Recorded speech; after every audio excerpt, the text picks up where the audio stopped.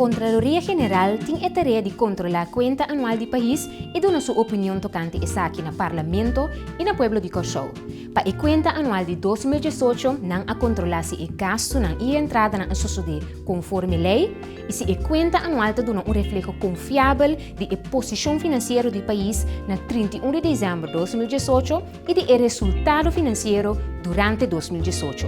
Segundo o rapporto de Contraloria tocante a conta anual 2018, o compromisso financeiro entrada e gasto de a ano em questão não a suceder conforme lei. A surpassar o pressuposto com 277,2 milhões de florins. Essa aqui também principalmente dor de excesso de gasto do Ministério de Salubridade Pública, Medio Ambiente e Natureza na valor de 99,3 milhões de florins e déficit de entrada de 110,2 milhões de florins para o Ministério de Finanças. Subsídio valor total de 261,7 milhões de florins que queda otorgar sem o decreto necessário.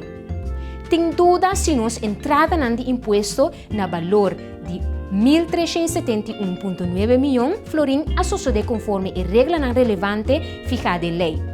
Dentro do rapport, a Contraloria se explica que a conta anual não dá reflexo confiável de posição financeira do país na 31 de dezembro de 2018 e seu resultado financeiro durante 2018.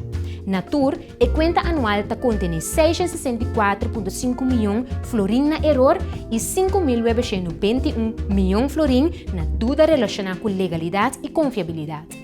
Para por vista, que a conta anual te dá vista confiável e não tem mais de conter mais que 17 milhões de florins na erro e of dúvida.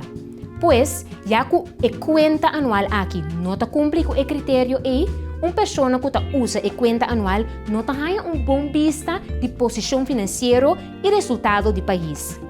Também não menciona que o resultado e conclusão que aqui menciona está devido ao manejo financeiro do país não está na ordem nem controlável. Para o motivo aqui, a Contraloria não pode dar uma opinião favorável para a conta anual 2018.